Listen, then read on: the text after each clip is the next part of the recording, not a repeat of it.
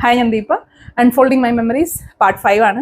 അപ്പോൾ കഴിഞ്ഞ ദിവസം പറഞ്ഞുകൊണ്ടിരുന്നത് എന്താണെന്ന് വെച്ച് കഴിഞ്ഞാൽ, നമ്മൾ വീട്ടിൽ ഒരു അച്ഛൻ വരുന്നു. അപ്പോൾ അതിനുവേണ്ടി നമ്മൾ പ്രിപ്പയർ ചെയ്യുന്നു എന്നൊക്കെ ഉള്ളതാണ്. വീട്ടിൽ കുറച്ച് പ്രശ്നങ്ങളൊക്കെ ഉള്ളത് സോൾവ് ചെയ്യാൻ വേണ്ടിയിട്ട് വരുന്ന ഒരു അച്ഛൻ. ഓക്കെ, അപ്പം നമ്മൾ അന്നത്തെ ദിവസം അച്ഛൻ എനിക്ക് തോന്നുന്നു നാഗർകോവിൽ ആ സൈഡിൽ നിന്നാണ് വന്നത്. മലയാളി തന്നെയാണ്. അപ്പോൾ അച്ഛൻ വരുന്നു എന്ന് പറഞ്ഞ അന്ന് ഞങ്ങൾ ഭയങ്കര വലിയ സദ്യയൊക്കെ ഉണ്ടാക്കി. കാരണം ഒരു ഗസ്റ്റ് വരികയാണല്ലോ, അപ്പോൾ സദ്യയൊക്കെ ഉണ്ടാക്കി നമ്മളിങ്ങനെ കാത്തിരിക്കുകയാണ്. അച്ഛൻ കുറച്ച് ലേറ്റ് ആയിട്ടാണ് വന്നിട്ട് എനിക്കൊന്ന് വെള്ളം പോലും കുടിച്ചില്ല വന്നിട്ട്. അപ്പം ഞങ്ങൾക്ക് പേടിയായി. അപ്പം അച്ഛൻ വന്നു, പ്രാർത്ഥിച്ചു. അച്ഛൻ എന്നിട്ട് എല്ലാം ഒന്ന് പ്രാർത്ഥിച്ച് ആന വെള്ളമൊക്കെ തളിച്ചതിന് ശേഷം വന്നിട്ട് ഇങ്ങനെ ഇരുന്നിട്ട് ഇങ്ങനെ കാര്യങ്ങളൊക്കെ ചോദിക്കുവാണ്. അപ്പോൾ അച്ഛൻ എനിക്കൊന്ന് വെള്ളം കുടിച്ചെന്ന് തോന്നുന്നു. അത് വെള്ളം കുടിച്ചില്ലയോ എനിക്കറിയത്തില്ല. എന്തായാലും ഫുഡൊന്നും കഴിച്ചില്ല. അപ്പം നമ്മൾ ഫുഡൊക്കെ ഉണ്ടാക്കി നോക്കി ഇങ്ങനെ ഇരിക്കുകയാണ്. ഞങ്ങളും വിശന്നു. ഇനി അച്ഛൻ വന്നിട്ട് അച്ഛൻ്റെ കൂടെ കഴിക്കാമെന്ന് വിചാരിച്ചിരുന്ന, പക്ഷേ അച്ഛൻ കഴിച്ചില്ല. അപ്പം നമുക്കൊരു ചെറിയ പേടിയായി. അതായത് മണിച്ചിത്രത്താഴ് സിനിമയിൽ പറയുന്നുണ്ടല്ലോ, അത് ഇവിടുന്ന് ഒന്നും കഴിക്കണ്ടെന്ന് അവിടെ പറഞ്ഞിട്ടുണ്ട്. മറ്റേ തിലകന്റെ ആൾക്കാർ വന്നിട്ട് എന്തോ ഹോമത്തിനുള്ള കാര്യങ്ങളൊക്കെ കൊണ്ടുവന്ന് കൊടുത്തേച്ച് പോകുമ്പോഴത്തേക്ക് ഇവിടുന്ന് ഒന്നും കഴിക്കാൻ നിൽക്കണ്ടെന്ന് പറഞ്ഞിട്ടുണ്ടെന്ന്. അപ്പൊ അത്രയ്ക്ക് പ്രേതബാധ വല്ലതും ആണോ എന്നുള്ളൊരു ചിന്തയായിരുന്നു കേട്ടോ. എനിവേ അച്ഛൻ വന്നിങ്ങനെ ജസ്റ്റ് ആനവെള്ളമൊക്കെ തളിച്ചേച്ച് അച്ഛൻ അങ്ങനെ പ്രത്യേകിച്ചൊന്നും പറഞ്ഞില്ല. ഇവിടെ എന്തെങ്കിലും ഉള്ളതായിട്ടോ അങ്ങനെയൊന്നും പറഞ്ഞൊന്നുമില്ല. അച്ഛൻ ജസ്റ്റ് ആദ്യം ചോദിച്ച് ബൈബിൾ എവിടെയെന്ന് ചോദിച്ചു. ബൈബിൾ എവിടെയെന്ന് ചോദിച്ചപ്പോൾ അച്ചാച്ചിയുടെ എക്സ്പ്രഷൻ ആയിരുന്നു ഭയങ്കര വിറ്റ്. ബൈബിൾ ഞങ്ങളിവിടെ യൂസ് ചെയ്യാറൊന്നുമില്ല, ബൈബിൾ ഞങ്ങളിവിടെ ഉപയോഗിക്കാറൊന്നുമില്ല, ഞാനൊന്നും കണ്ടിട്ടൊന്നുമില്ല. ഉണ്ടോടി, നിന്റെ കയ്യിൽ വല്ലതും ഉണ്ടോടി, ഇങ്ങനെയാണ് ചോദിക്കുന്നത്. അപ്പൊ ഞാൻ എൻ്റെ കയ്യിൽ നമ്മളന്ന് നമ്മുടെ ഹോളിഞ്ചേഴ്സിൽ സ്കൂളിൽ പെന്തക്കോസ്റ്റൽ ബൈബിൾ കൊണ്ടുവന്ന് ഇങ്ങനെ ഡിസ്ട്രിബ്യൂഷൻ ഉണ്ട്. പെന്തക്കോസ്തുകാരുടെ ബൈബിളാണെന്ന് തോന്നുന്നത്. അതുകൊണ്ടൊന്ന് ഡിസ്ട്രിബ്യൂട്ട് ചെയ്യും, എല്ലാവരും മേടിക്കും. നീല കളറിലും ചുമല കളറിലും ബൈൻഡുള്ള ഒരു ബൈബിൾ നമുക്ക് സ്കൂളിൽ കൊണ്ട് തരും, എല്ലാവർക്കും ഫ്രീ ആയിട്ട്. അപ്പോൾ ആ ഒരു ബൈബിൾ കയ്യിലിരിപ്പുണ്ട്. അത് ഞാൻ കൊണ്ട് കൊടുത്ത്. അപ്പം അച്ഛൻ ഇങ്ങനെ നോക്കിയിട്ട് പറഞ്ഞ്, ഇത് നമ്മുടെ ബൈബിൾ അല്ല, നമ്മുടേത് എന്തോ KCBCയുടെയും POCയോ അങ്ങനെ എന്തോ ഒരു ബൈബിളിൻ്റെ പേര് പറഞ്ഞു. നമ്മുടെ സീറോ മലബാറിൻ്റെ ബൈബിള് ഇന്നതാണെന്നോ അങ്ങനെ അങ്ങാണ്ട് പറഞ്ഞു. എന്നിട്ട് അച്ഛൻ പറഞ്ഞു, ഓക്കെ, ഒരു വീട്ടിൽ ബൈബിൾ പോലും ഇല്ല എന്ന് പറയുന്ന ഒരു മൂല്യ ശോഷണം, അല്ലെ ഒരു മൂല്യച്യുതി, അല്ലെങ്കിൽ അത്രയ്ക്കൊരു തകർന്ന ഒരു എന്ത് പറയുന്നത്, തകർന്ന ഒരു അവസ്ഥയിലാണ് നിങ്ങൾ ഇരിക്കുന്നത്. അതായത് സ്പിരിച്വലി നമ്മൾ ഭയങ്കര ഒത്തിരി ഇമ്പ്രൂവ് ആവാനുണ്ട് എന്നുള്ളതാണ് അച്ഛൻ പറഞ്ഞത്. അപ്പോൾ അത് അച്ചാച്ചി ഇങ്ങനെ എല്ലാം കേട്ടോണ്ടിരിക്കുകയാണ്. അപ്പോൾ അച്ഛൻ പറഞ്ഞു, ഓക്കെ, എനിക്ക് ഇതിനകത്ത് പ്രത്യേകിച്ച് ഇപ്പം ഇവർ പറഞ്ഞ വാസ്തുവിന്റെ കാര്യങ്ങളൊക്കെ നിങ്ങൾ എന്താന്ന് വെച്ചാൽ ചെയ്തോ. അപ്പൊ പകുതി മതിലൊക്കെ പിന്നെ അടുക്കളയുടെ ഇതൊക്കെ പൊട്ടിച്ചിട്ടിട്ട് ബാക്കി പണി നടന്നുകൊണ്ടിരിക്കുക. അപ്പൊ പറഞ്ഞു, അതൊക്കെ നിങ്ങൾ കണ്ടിന്യൂ ചെയ്തോ, അതിലൊക്കെ എന്തെങ്കിലുമൊക്കെ നമുക്ക് നോക്കാം. പക്ഷെ ഇപ്പൊ അത്യാവശ്യമായിട്ട് ചെയ്യേണ്ടത് നിങ്ങൾ എല്ലാവരും കൂടെ പോയിട്ട്, എല്ലാവരും കൂടെ എന്ന് തന്നെയാന്ന് തോന്നുന്നു, എല്ലാവരും കൂടെ പോയിട്ട് ധ്യാനം, മുരിങ്ങൂറ് പോയിട്ട് ധ്യാനം കൂടുക എന്നുള്ളതാണ് പറഞ്ഞത്. അപ്പൊ എനിക്ക് തോന്നുന്നു എല്ലാവരും കൂടെ പോയില്ല. കാരണം അന്ന് നമുക്ക് വേറെ പരിപാടികളൊക്കെ, നമുക്ക് സ്കൂളുണ്ട്, ഒരാഴ്ചയാണ് ധ്യാനം, മനസ്സിലായില്ലേ? അതായത് ഞായറാഴ്ച വൈകിട്ടങ്ങാണ്ട് തുടങ്ങിയിട്ട് അടുത്ത ശനിയാഴ്ചയോ അടുത്ത വെള്ളിയാഴ്ച കണ്ട തീരുന്നതാണ് മുരിങ്ങൂറിലെ ധ്യാനം. ഒരാഴ്ചത്തെ ധ്യാനമാണ്. അപ്പൊ പിന്നെ അച്ഛൻ അത് പറഞ്ഞേച്ചാൽ അച്ഛൻ അങ്ങ് പോയി. പ്രത്യേകിച്ച് വേറെ ഒന്നും ചെയ്തൊന്നുമില്ല, അച്ഛനൊന്നും പറഞ്ഞ് പേടിപ്പിച്ചു ഒന്നുമില്ല. അച്ഛൻ പറഞ്ഞു, എന്നിട്ട് അച്ഛൻ പറഞ്ഞു, ഇങ്ങനെ നമ്മൾ ഇതുപോലെയൊക്കെ ചെയ്യുന്നതായതുകൊണ്ട് നമ്മുടെ വീട്ടുകാർക്ക് അതിന്റെ ദോഷമുണ്ട്, അതായത് അച്ഛന്റെ ഫാമിലിക്ക് ഇതിന്റെ ദോഷം വരും എന്നൊക്കെ പറഞ്ഞിട്ട് പോയി. അത് നമ്മൾ കാര്യമാക്കി ഒന്നും നമുക്ക് അതിനെപ്പറ്റി ഒന്നും അറിയാത്തതുകൊണ്ട് നമ്മൾ, അല്ലെങ്കിൽ ഇങ്ങനെ അച്ഛന്മാരുണ്ട് എന്നൊക്കെ ഉള്ളത് നമുക്ക് അന്നൊരു പുതിയ അറിവായിരുന്നു. അതിനുശേഷം ഞാൻ കുറെ കഴിഞ്ഞ് എൻ്റെ കല്യാണമൊക്കെ കഴിഞ്ഞതിന് ശേഷം ഞാൻ ഈ എക്സോസിസം റിലേറ്റഡ് ആയിട്ടുള്ള കുറെ ബുക്സ് ഒക്കെ വായിക്കുന്ന സമയത്താണ് എനിക്ക് ഓക്കെ, ഇങ്ങനെ നമ്മുടെ സഭയിലും ഉണ്ട്, പക്ഷെ അത് ഒരു നോർമൽ നമ്മുടെ പള്ളിയിൽ അച്ഛന്മാരെ പോലെ വികാരി എന്നുള്ള ഒരു കൺസെപ്റ്റിൽ ഇരിക്കുന്ന അച്ഛന്മാർ എല്ലാവരും ഇൻഡിവിജ്വൽ ആയിട്ടാണ് perform in the sense work ചെയ്യുന്നത്. അപ്പൊ ഇങ്ങനെ ഒരു അച്ഛൻ നമ്മുടെ ഇവിടെ വന്നിട്ട് പോയി എന്നുള്ളത് നമ്മുടെ പള്ളിയിൽ അറിഞ്ഞാലും അത് പ്രശ്നമാണ്, അതുകൊണ്ട് പറയണ്ട. പക്ഷെ ഇവർക്കൊക്കെ അങ്ങോട്ടും ഇങ്ങോട്ടും ഒക്കെ അറിയാം. അപ്പൊ അങ്ങനെയുള്ള കുറെ അച്ഛന്മാരുണ്ട് എന്നുള്ളൊരു അങ്ങനത്തെ കുറച്ച് ടോക്കൊക്കെ നടത്തിയിട്ട് അച്ഛനങ്ങ് പോയി. അത് കഴിഞ്ഞ് പിന്നെ എനിക്ക് തോന്നുന്നു അച്ചാച്ചി സിസ്റ്റർ ആൻറ്റീനെ തന്നെ വിളിച്ച് ചോദിച്ചു. അപ്പൊ സിസ്റ്റർ ആൻറ്റി പറഞ്ഞു, എന്നാ അതുപോലെ നീ പോയിട്ട് ഇത് ധ്യാനം അറ്റൻഡ് ചെയ്യാൻ പറഞ്ഞു. അപ്പം അച്ചാച്ചി ഒറ്റയ്ക്കാണ് ധ്യാനത്തിന് പോയത്. അപ്പൊ ആദ്യമായിട്ടാണ് അച്ചാച്ചി നമ്മുടെ വീട് വിട്ട് നിൽക്കുന്നത്. നമ്മളെ അങ്ങനെ വിട്ട് അച്ചാച്ചി അങ്ങനെ നിന്നിട്ടില്ല. പോവുകയാണെങ്കിൽ നമ്മൾ നാട്ടിൽ ഒരുമിച്ചാണ് പോകുന്നത്. ഒറ്റയ്ക്കൊക്കെ പോവുകയാണെങ്കിൽ ഇപ്പൊ എന്തെങ്കിലും ഒരു മരണത്തിനൊക്കെ പോകണമെങ്കിൽ ഞാനും അച്ചാച്ചിയും പോവും. മിക്കവാറും നാട്ടിലൊക്കെയുള്ള എല്ലാ മരണങ്ങളും ഞാനും അച്ചാച്ചിയും കൂടാണ് പോയത്. അത് എനിക്ക് തോന്നുന്നു എനിക്ക് അത്യാവശ്യം ഒരു 4ാം ക്ലാസ് 5ാം ക്ലാസ് ആ ടൈം തൊട്ട് എനിക്ക് ഒരുവിധം എല്ലാ ബന്ധുക്കളെയൊക്കെ ഒരുവിധം അറിയാം. കാരണം ഒരുവിധപ്പെട്ട എല്ലാ മരണത്തിനും മരണം എന്ന് പറഞ്ഞാൽ മിക്കവാറും ചങ്ങനാശ്ശേരി ആലപ്പുഴ ഏരിയല്ല. ട്രിവാൻഡ്രത്ത് നമുക്ക് അങ്ങനെ ബന്ധുക്കൾ 1-2 പേരേ ഉള്ളൂ. ഒരുവിധപ്പെട്ട എല്ലാ മരണം അല്ലെങ്കിൽ കല്യാണം ഇതുപോലുള്ള പരിപാടിക്ക് ഞാനും അച്ചാച്ചിയാണ് പോവാറ്.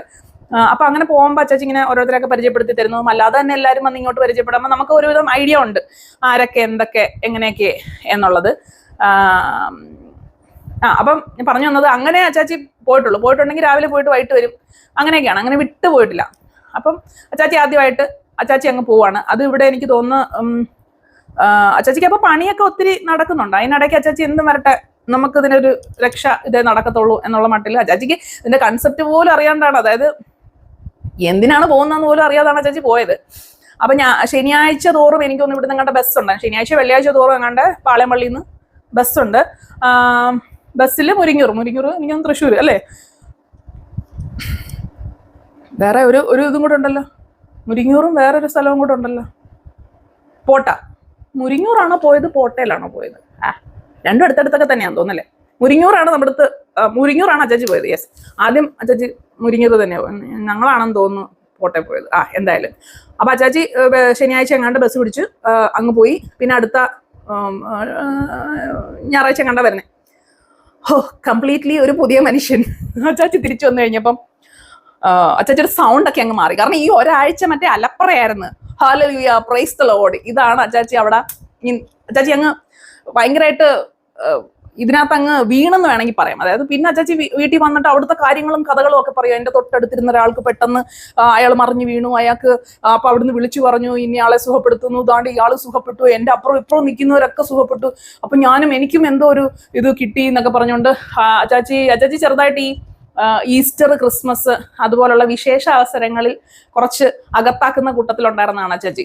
അപ്പൊ അച്ചാച്ചി മറ്റേ ഈ ധ്യാനത്തിന്റെ ഇടയിൽ ഇങ്ങനെ പറയും മദ്യപാനം ഉപേക്ഷിക്കുക, മറ്റേ പുകവലി ഉപേക്ഷിക്കുക. പുകവലി ഒന്നും അച്ചാച്ചിക്ക് ഇല്ലായിരുന്നു, പക്ഷെ ഈ ചെറുതായിട്ട് അടിക്കുന്ന പരിപാടി ഉണ്ടായിരുന്നു. അത് കംപ്ലീറ്റ് അവിടെ വെച്ച് ഞാൻ അത് നിർത്തി. അത് നല്ല കാര്യം, നിർത്തി എന്നൊക്കെ പറഞ്ഞിട്ട് പിന്നെ തിരിച്ചു വന്നപ്പോൾ അച്ചാച്ചിയുടെ സൗണ്ടൊക്കെ മാറിയിട്ട് അങ്ങ് ഭയങ്കര ബാസുള്ള സൗണ്ട്. കാരണം ഈ മൊത്തം നേരം പ്രാർത്ഥനയും ഉറക്കെ അലറിവിളിയും ബഹളവും ഒക്കെ കഴിഞ്ഞിട്ടാണ് അച്ചാച്ചി വരുന്നത്. പിന്നെ ഇവിടെ ഞങ്ങൾക്കൊരു ഇടം ബലം സ്വസ്ഥത തരാതെ സാധാരണ കൊന്ത അല്ലാത്ത പ്രാർത്ഥന, എല്ലാ പ്രാർത്ഥനയും കൂടെ ചേർന്ന് ഒരു വലിയ അഖണ്ഡ ജപമാലയായിരുന്നു. വൈകിട്ട് എല്ലാം മറ്റേ കുരിശുവര കൊണ്ട് കൃത്യം നടക്കാൻ തുടങ്ങി. എല്ലാ ദിവസവും 6 മണിക്ക്, മനസ്സിലായില്ലേ?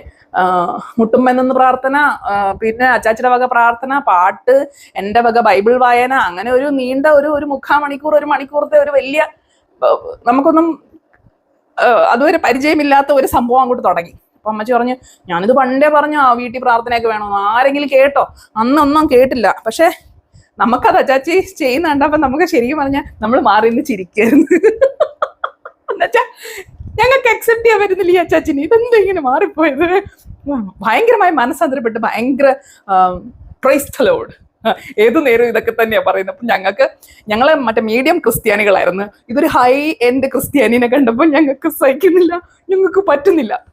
പിന്നെ അച്ചാച്ചി കംപ്ലീറ്റ് ഇതിന്റെ പാതയിലേക്ക് പോയി. ഇപ്പോഴും അത് തന്നെയാണ്. രാവിലെ എണീക്കുന്നു, 3 മണിക്ക് എണീക്കുന്നു, ബൈബിൾ വായിക്കുന്നു, പിന്നെ എല്ലാവർക്കും ബൈബിൾ വചനങ്ങൾ അയച്ചു കൊടുക്കുന്നു, പിന്നെ എന്തൊക്കെയോ ബുക്കുകൾ എല്ലാ ദിവസവും ഇരുന്ന് വായിക്കുന്നു.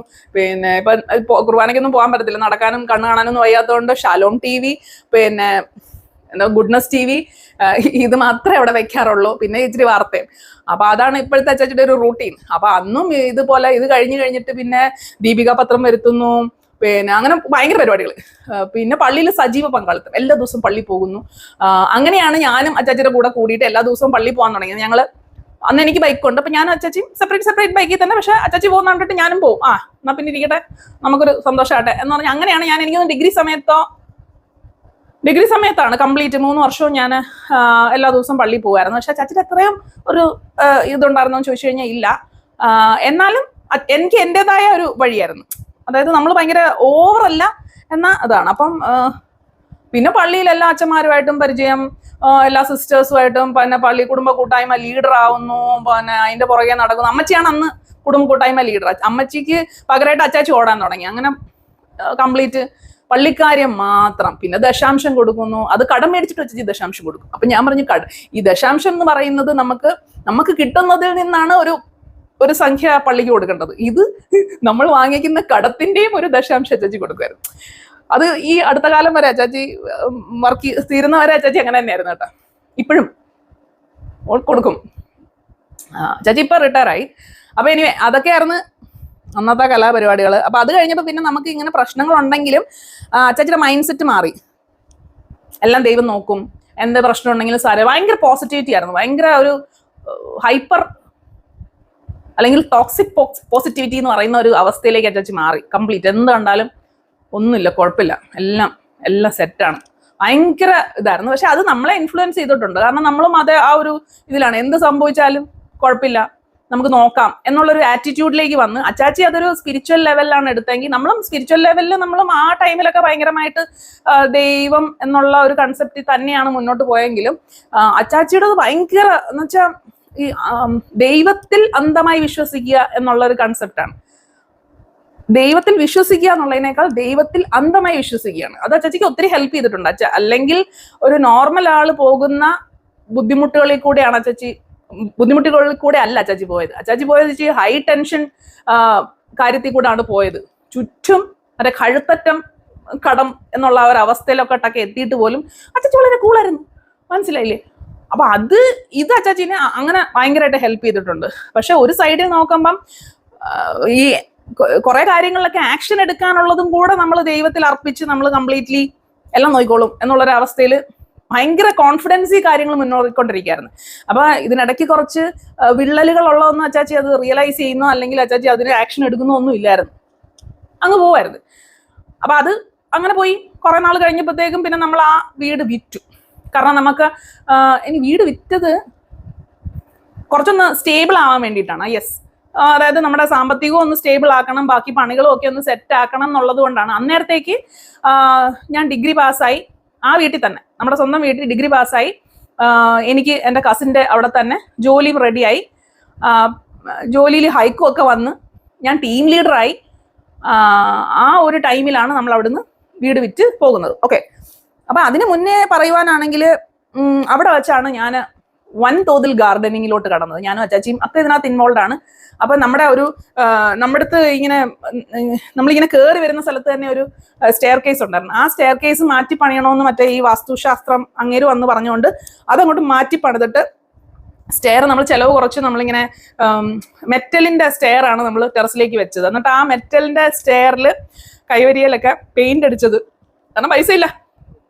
അതുകൊണ്ട് ഞാനും അച്ചാച്ചിയും കൂടെ ഒക്കെ ചേർന്നിട്ടാണ് പെയിന്റ് വാങ്ങിച്ച് മറ്റേ ആ പൈപ്പിലൊക്കെ അടിക്കുന്നത്. പിന്നെ അകം പെയിന്റ് അടിക്കുന്നത് കുറെയൊക്കെ ഞാനും അച്ചാച്ചിയും കൂടെ ഒക്കെ ചെയ്ത് ഓർമ്മയുണ്ട്. പിന്നെ ആ പെയിന്റ് മറ്റേ സ്നോസം ഡിസ്റ്റംബർ കലക്കിയത് കംപ്ലീറ്റ് മറിഞ്ഞു വീഴുന്നത് ഓർമ്മയുണ്ട്. അത് മറിഞ്ഞു വീണത് എനിക്ക് തോന്നുന്നു നമ്മൾ ബീഫ് കറി ഉണ്ടാക്കിയത് അതിനകത്തോട്ട് കണ്ട് മറിഞ്ഞു വീണെന്നാണ് എൻ്റെ ഓർമ്മ. നീല കളർ ഒരു പെയിന്റ്. ഓക്കെ, പിന്നെ അത് കഴിഞ്ഞ് ആ ഫ്രണ്ടിൽ നമ്മൾ കുറെ കല്ലും കട്ടയും, ഇപ്പൊ വീടൊക്കെ ഇടിച്ചു പൊളിച്ച് മാറ്റിയപ്പോഴത്തേക്കുള്ള കല്ലും കട്ടയൊന്നും മാറ്റാതെ അവിടെ തന്നെ ഉണ്ടായിരുന്നു.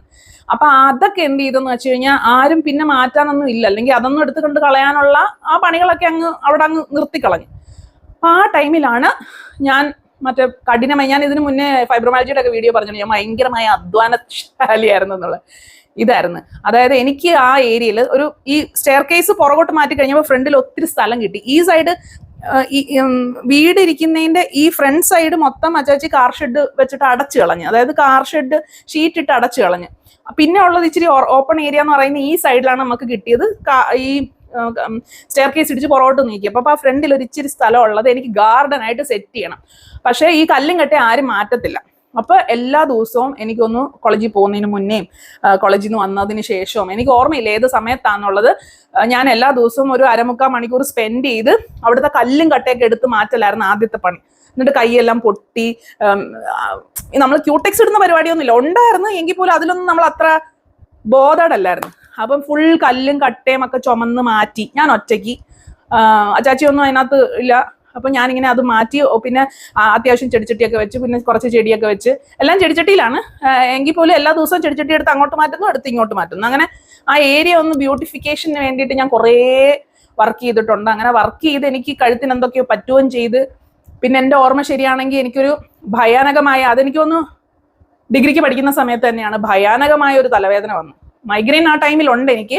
ഭയാനകമായ ഒരു തലവേദന എന്ന് പറഞ്ഞു കഴിഞ്ഞാൽ, തലവേദന വന്നിട്ട് എനിക്ക് മൊത്തം നേരം ഞാൻ ഛർദ്ദിക്കുക. ഇച്ചിരി വെള്ളം കുടിച്ചാൽ പോലും ഛർദ്ദിക്കുന്ന അവസ്ഥയിൽ ഞാൻ ഏതാണ്ട് 1-2 ദിവസം നമ്മൾ ഛർദ്ദിച്ച് വശം കെട്ട്. എന്നിട്ട് തലവേദന വന്നു കഴിഞ്ഞാൽ നമ്മൾ എന്തെങ്കിലും ഒരു സാധനം എടുത്ത് ഇങ്ങനെ കെട്ടിവെക്കും, ഈ തലവേദന സഹിക്കാൻ വയ്യാതിരിക്കാം. എന്നിട്ട് ഈ വേദന സഹിക്കാൻ പറ്റുന്നില്ല. അങ്ങനെ ആയപ്പോ എന്ത് ചെയ്ത്, ഈ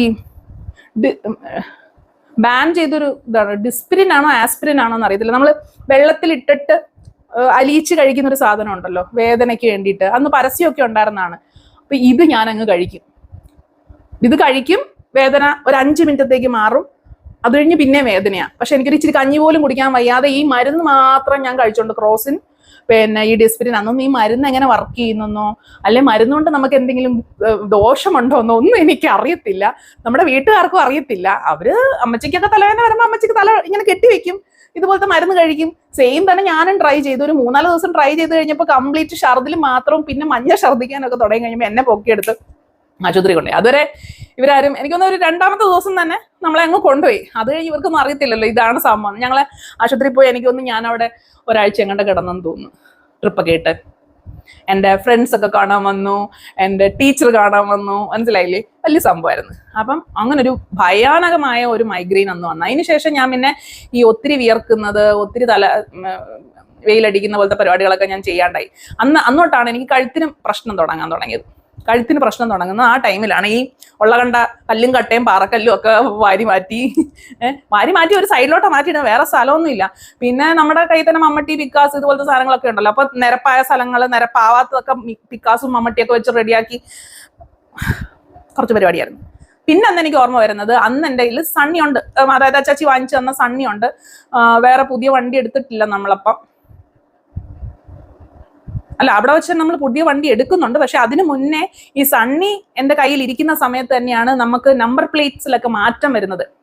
അതായത് ഇപ്പം എന്താണ്, വെള്ളയിൽ കറുപ്പല്ലേ, പണ്ട് കറുപ്പി വെളുപ്പായിരുന്നു അല്ലേ, ഇപ്പൊ വെള്ള കറുപ്പല്ലേ.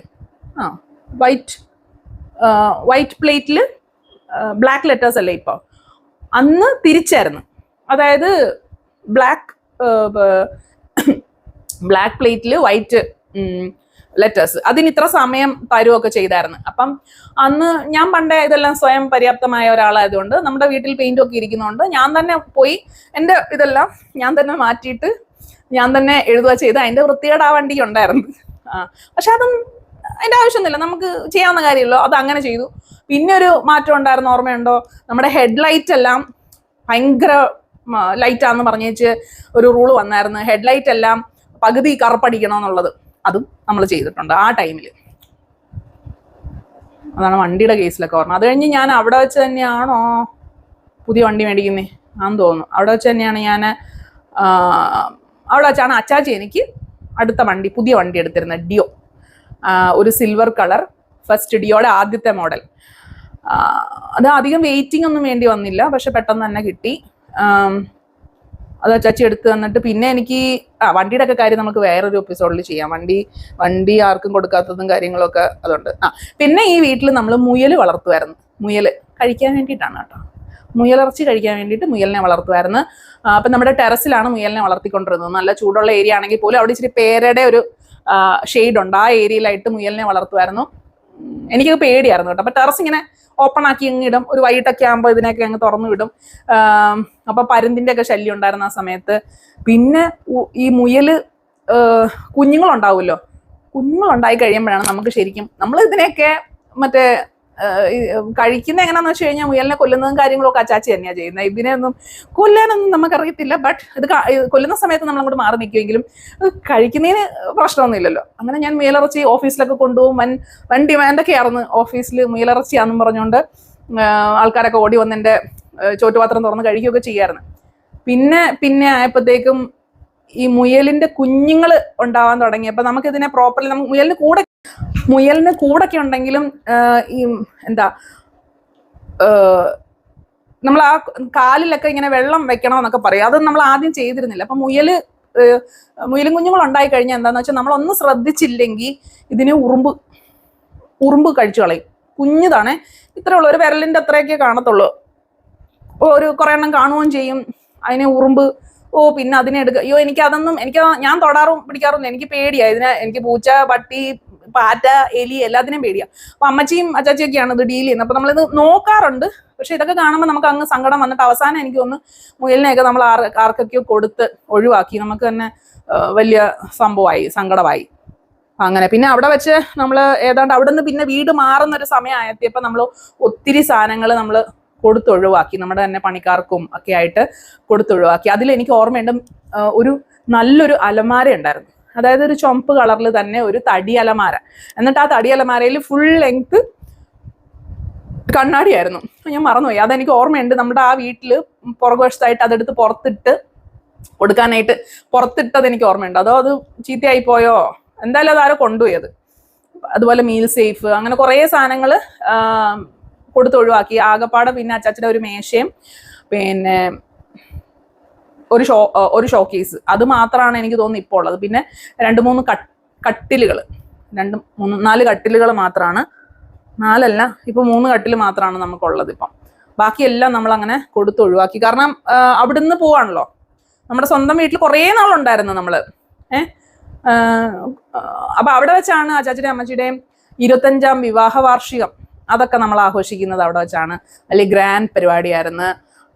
അച്ഛന്മാർ വന്നിട്ടുണ്ടായിരുന്നു. പിന്നെ എൻ്റെ ഓഫീസിലെ ഫ്രണ്ട്സിനെ എല്ലാം വിളിച്ചിട്ടുണ്ടായിരുന്നു. അവിടെ വെച്ചിട്ടാണ് ബിജുവും ഒക്കെ ആദ്യമായിട്ട് നമ്മുടെ ഓഫീസിൽ വർക്ക് ചെയ്താണല്ലോ. അപ്പം ഞാനിങ്ങനെ ബിജു ഒക്കെ നമ്മുടെ ഓഫീസിൽ ജോയിൻ ചെയ്ത ആ ഒരു സമയം, ആ മാസം അങ്ങാണ്ട് അടുപ്പിച്ചാണ്. അപ്പം ഞാൻ എല്ലാവരും എൻ്റെ ഓഫീസിൽ നിന്ന് എല്ലാവരും വിളിച്ചിട്ടുണ്ടായിരുന്നു. എല്ലാവരും വന്ന് കഴിച്ച് തിരിച്ചു പോകുന്ന സമയത്ത് ഒരു വൻ വെള്ളപ്പൊക്കം, മഴ പെയ്ത് വെള്ളപ്പൊക്കം വന്ന് എല്ലാവരും നനഞ്ഞു കുളിച്ചാണ് തിരിച്ചു പോയത്. പിന്നെ അവിടെ വെച്ചാണ് നമ്മൾ കമ്പ്യൂട്ടർ എടുക്കുന്നത് ആദ്യമായിട്ട്. അതായത് അവിടെ വെച്ച് എൻ്റെ ഡിഗ്രി കഴിഞ്ഞപ്പം എൻ്റെ അടുത്ത് ബ്രദർ പറഞ്ഞു, നീ പോയി VB6ഉം ഒറാക്കിളും പഠിക്കാൻ പറഞ്ഞു. അങ്ങനെ പഠിച്ച് പകുതിയൊക്കെ എത്തിയപ്പോഴത്തേക്കും ബ്രദർ തന്നെയാണ്, കസിൻ ബ്രദർ തന്നെയാണ് എനിക്ക് കമ്പ്യൂട്ടർ എടുത്തു തരുന്നത്. 10-40 രൂപയായിരുന്നു തോന്നുന്നു PC എടുത്തു തരുന്നത്. എന്നിട്ട് പിന്നെ dial-up connection, internet dial-up connection വെച്ചിട്ടാണ് കണക്ട് ചെയ്യുന്നത്. നമുക്ക് ഏഷ്യാനെറ്റ് ഒന്നും ഇല്ലായിരുന്നു. ഏഷ്യാനെറ്റ് ഒന്നും അച്ചാച്ചിക്ക് അതൊന്നും എടുത്തു തരാനോ ഒന്നും അറിയത്തില്ല. പക്ഷെ നമ്മളെ കൊണ്ട് അത് വെച്ച് എന്താ അത് ഇത് ചെയ്യുന്നൊക്കെ പറയും. പക്ഷെ ഏഷ്യാനെറ്റിന്റെ കണക്ഷൻ ഒന്നും അച്ചാച്ചി എടുത്തു തരാൻ അതിനുള്ള അച്ചാച്ചിക്കും അറിയത്തില്ല, എനിക്കും അത് പറയാനും അറിയത്തില്ല. അപ്പൊ നമ്മൾ ഡയലപ്പ് കണക്ഷൻ വെച്ചിട്ട് നമ്മുടെ ഫോൺ കണക്ട് ചെയ്തിട്ട് ആ ഒരു മറ്റേ കുത്തുന്ന സാധനമൊക്കെ വെച്ചിട്ട് ഇങ്ങനെ കുറന്ന് സൗണ്ട് ഒക്കെ കേട്ട് ഡയലപ്പ് കണക്ഷൻ വെച്ചിട്ടാണ് നമ്മൾ ഇന്റർനെറ്റ് ആക്സസ് ചെയ്യുന്നത്.